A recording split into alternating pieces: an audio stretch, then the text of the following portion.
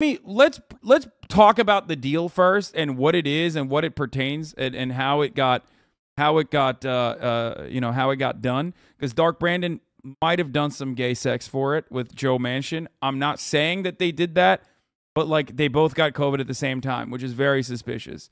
Just think about that, okay? You think about it, okay? Joe Manchin and Joe Brandon got COVID at the same time. Just think about that. I want you to visualize it, okay?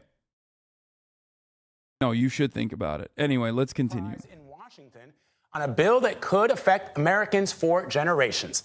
Democratic Senator Joe Manchin has reversed his opposition to legislation meant to help reduce inflation, lower prescription drug costs, and fight climate change. But think about the goals of this bill, dude.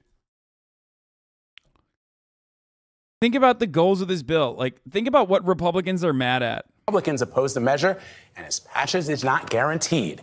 Nancy Cordes is at the White House, where this bill is welcome news for President Biden. Nancy, good morning.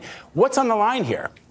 Well, Vlad, simply put, this would be the largest. Republicans are threatening to sink the same-sex marriage bill over it. Oh, yeah, like they were going to fucking not do that already. Suck my dick. U.S. climate change legislation ever. President Biden last night declared it historic. It is the product of secret negotiations over a package that until yesterday appeared to be dead.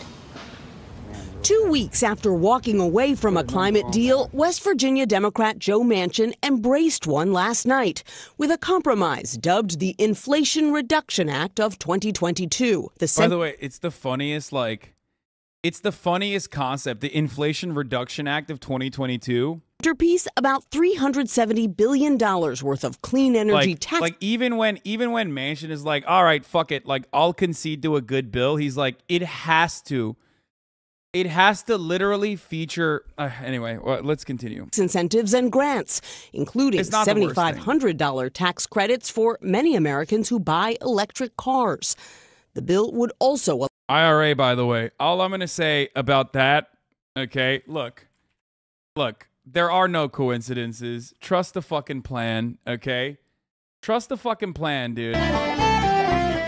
Trust the fucking plan that at the top of the hour, there's a 60-second ad break.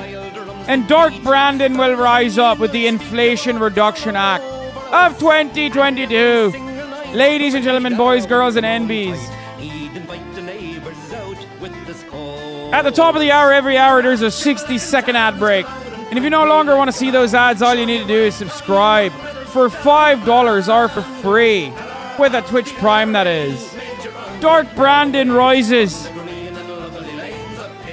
from the green and lovely lanes of Kilishandra. Dark Brandon rises once again.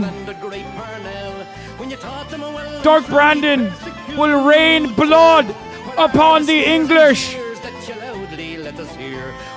His mother's prayers, his mother's Irish prayers will be answered to rain blood upon the cloudy skies of England.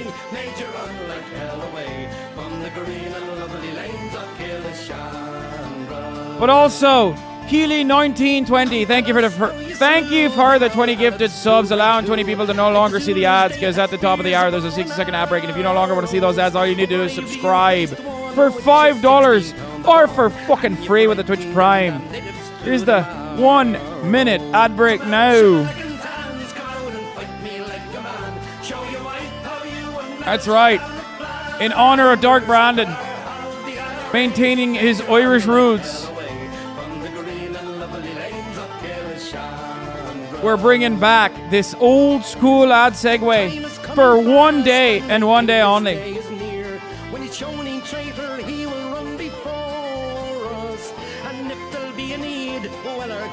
Say Godspeed with a verse up two of singing this fine chorus.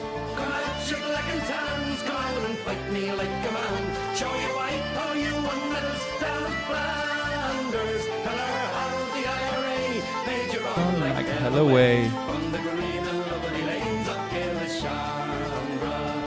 That's right, the Inflation Reduction Act of 2022 allow Medicare to negotiate the price of some prescription drugs and cap out-of-pocket. By the way, the thing I said about Joe Biden's mother, I think is real.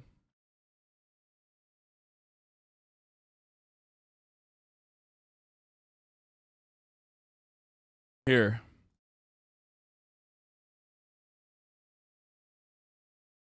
Joe Biden's mother, Irish mother, so disliked England, she refused to sleep in a bed Queen had slept in.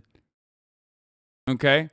And that she also wrote poems calling for God to rain blood on the English. Pritchard, who's British, records that her initial conversation with Biden was about Ukraine, from which he had just returned, but this was closed down by his minders. She wrote, he changed the subject to how much his mother hated the English. His parents were Irish, and she had written several poems about her hatred of the English.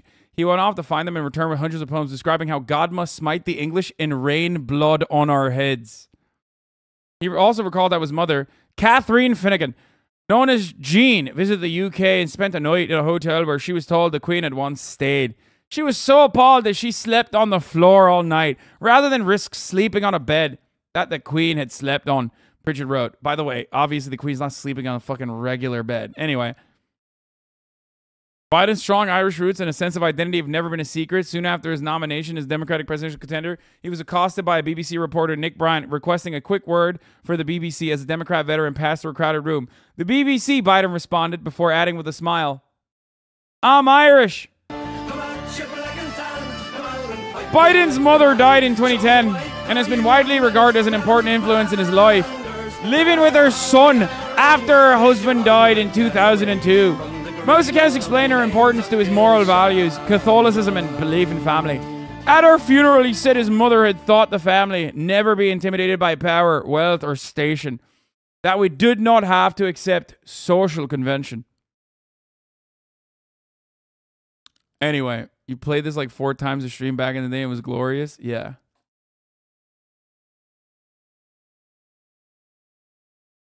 Yeah. There it is. God. Why couldn't Biden be as based as his fucking mom, though? Anyway, Dark Brandon, he's coming. Dark Brandon, dude. He's coming, and it's happening, okay? Want me to punish Venom Brandon?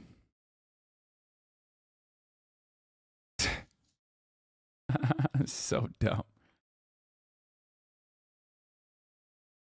All right. Where the fuck were we? Okay, let's get back to the fucking bill at hand.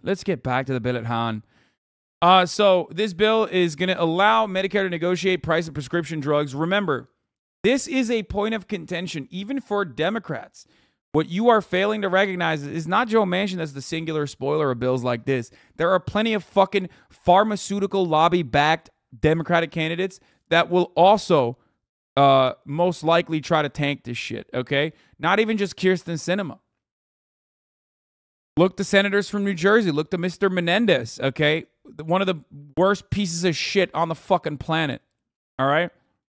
Drug costs for seniors at $2,000 a year. Democrats say the cost of all this would be more than offset by a new minimum tax on corporations.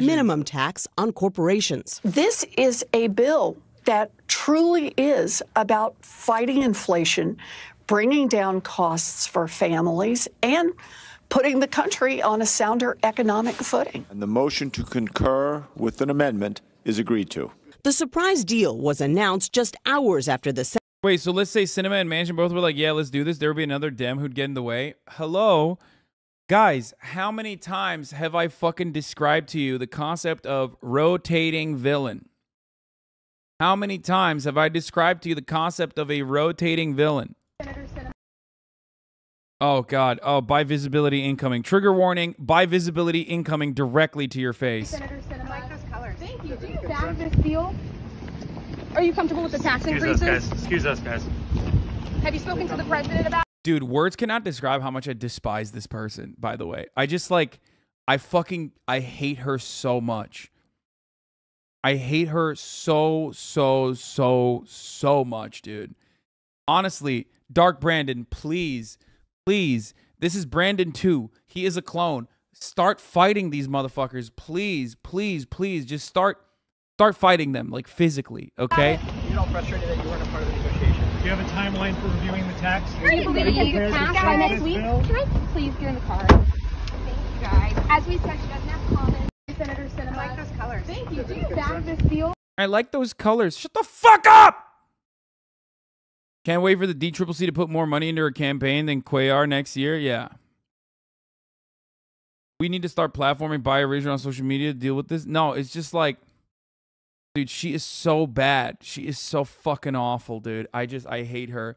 Senator Menendez, let's see what he said. Rotating villain, for the record. For those of you who don't understand, the Democratic Party is controlled opposition. The reason why we say the Democratic Party is controlled opposition is because within the ranks of the Democratic Party, there are people who are always going to tank bills, even when the Democratic Party finds a way to actually push their legislative agenda forward, like with a narrow 50-50 majority in the Senate with a tiebreaker vote coming in from the VP, the Democrats are able to push for legislation in the form of a budget reconciliation. That's a 50-50 vote, and then the tiebreaker is the VP, right?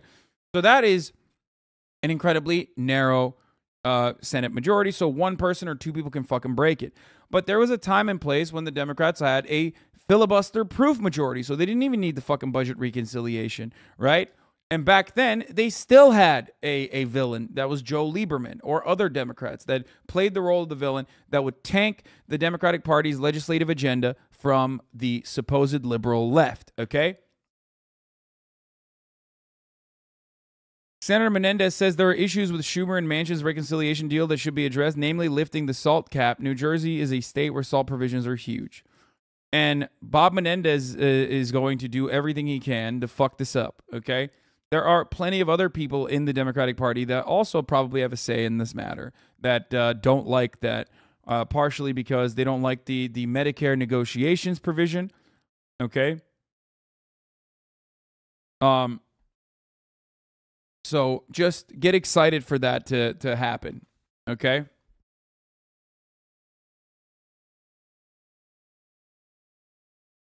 How does that work? Do they speak behind closed doors? Who has to obstruct this time, or is it structural?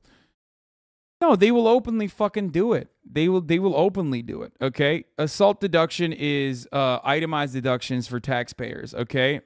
It's deductions that they've paid into certain state and local taxes. It's property, income, sales tax. It's what small business owners oftentimes use. Okay. It's like. It's a deduction specifically for the upper middle class to the wealthy. The wealthy always use it as well. State and local taxes.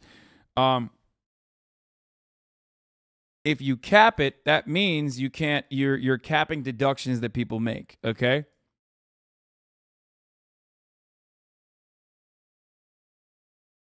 Because does either party have the ability to just fire one of their candidates? No. Then there would have to be state by state, depending on the state. You would either have a governor institute a person into that position. Some Democratic seats are run by red governors, right? Even if it's a Democratic state, so you can't do that. Some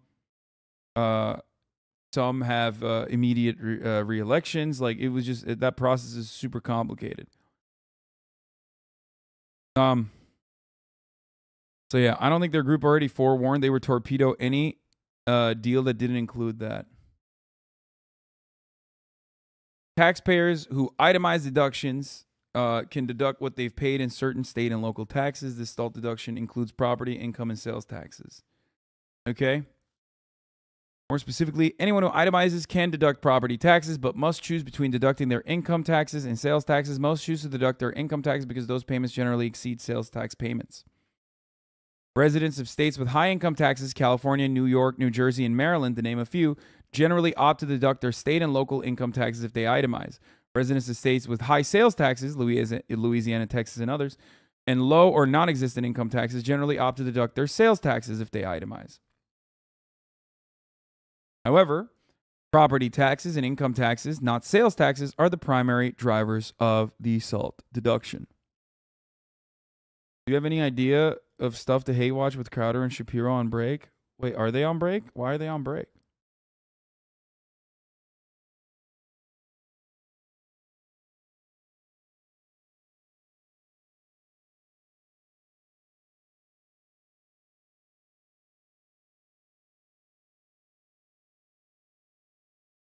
So,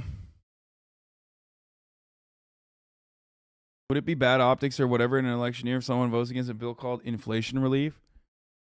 No, not necessarily. Partially because inflation relief, or you have to have the Democratic Party in unison champion that this is a fucking bill that you have to get on board with and that you want to keep inflation high. And the Democratic Party can't even fucking whip votes internally for otherwise good bills, as you can see. Like, they got Manchin to look good, but now they got other people within the Democratic Party that are willing to play the role of a villain. So there it is. Senate passed a major bipartisan bill to boost U.S. computer chip production.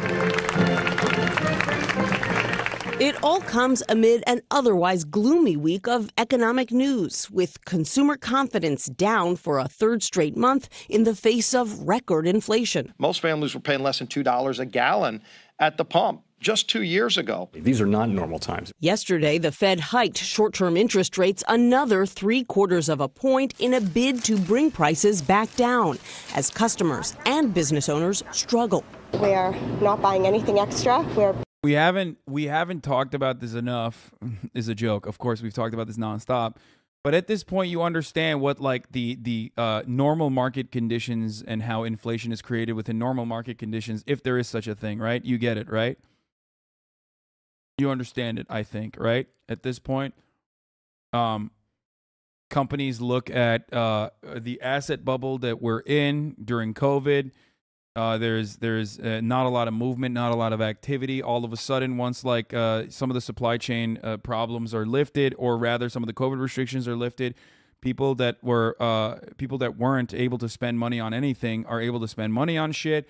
People are buying stuff like crazy because of the supply chain restrictions, and also on top of that, because of the fragile supply chains that we already have, there's not enough product being made. And instead of making more product, companies decide to, maintain supply at a similar level because now they're making more money off the same supply anyway, in an effort to make up for the lost profits of prior quarters, right? You saw this in oil and gas. You saw this in pretty much every other part of every other industry. Okay. So they're punishing customers because they know customers have the capacity to pay for more, so they keep increasing prices, or at least like artificially giving you less for the same price, right? That's what like chip manufacturers were doing, not like microchips, but potato chips. And ultimately, prices keep rising because companies are like, well, they're willing to fucking pay for it. They're willing to pay for it. They're willing to pay for it. Yeah, shrinkflation is what it is, and artificial scarcity is another thing. People are willing to pay for it, so we're just going to keep going along with it. And if there's no pushback, because there's not going to be like any sort of consumer side activism or anything like that, there's not going to be any pushback from no regulatory mechanism in the form of like threatening companies and threatening to pull subsidies from companies, for example, in an effort to get them in line and like make them fucking readjust their supply, boost supply in an effort to combat the extra demand that is taking place.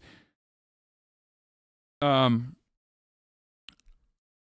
anything, really, doing absolutely anything of that matter, of the sort. If they don't do that, then companies are going to continue doing this shit, okay? And it is just basically like price gouging, really. If capital isn't circulating as fast as usual, it breaks down the whole system because our economic system is based on efficiency. A crisis makes everything fall apart. Yes. The problem is it's like COVID restrictions have been lifted already, and we should have gotten to a point where like supply has adjusted to prior levels, pre-pandemic levels. So, many economists saying we are in fact in a recession, but the Dems won't say a word. Fitness equipment companies are fucking eating right now. Shit's so expensive. Yeah, because people still have like residual. People believe that you still have residual fucking capital to pay for extra. To pay the extra price for certain items.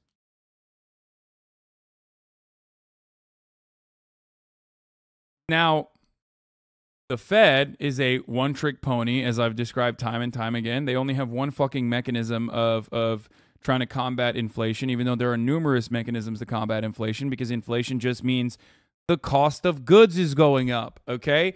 It's not like a secret sauce. It's not a secret fucking magical recipe. It just means that, especially in our current corporate consolidated marketplace, there's a lot of collusion happening. There's a lot of price gouging happening in a way that you will understand it, okay? In words that you understand it. Basically, the Fed is increasing the interest rates in an effort to combat the amount of money that's in circulation currently, making it harder or making it more costly to get fucking loans. And if you can't get loans, the theory is that when you don't have loans, when you can't get loans, you can't grow your business, okay? And you can't hire as many people. If you can't get loans, then you're not building more buildings, for example, right? Pink sauce economics, yeah. You're just like you're forcing people to reduce confidence in a market that is overheated, so that they don't buy as much, okay? So that you can artificially, or by this way, making things like a little bit more expensive, decrease the demand in certain key sectors. Ultimately, the goal, however, when you decrease demand, is to force unemployment, like to forcibly create conditions where companies are like, well, we're not going to eat away at our profit margins, so what we're going to have to do is do some belt tightening. What does that mean? We got to eliminate redundancies. What does that mean? We got to fire people, okay? Just so these fucking workers know their goddamn place. Because we've had genuine labor tightness for the first time. Despite being damn near like full employment in the economy for like in pre-pandemic times, we never actually saw a tight labor market. Tight labor markets mean labor finally have negotiating power, okay? Even if they don't have labor unions, which are supposed to create conditions for labor to have negotiations, to have like a bargaining chip, because they're not as replaceable, no matter how fucking entry level the position might be, okay? They are trying to create conditions where labor no longer has that same level of power, where they're forcing companies to engage in some belt tightening and fire people, to engage in mass layoffs. Now, one of the consequences of such actions is also triggering a potential recession, where the economy no longer grows, people do not have money to fucking buy things, and people are starving. Recessions kill people, okay? So the way that the Fed is supposed to combat inflation is by slowly but surely raising interest rates. Anyway, so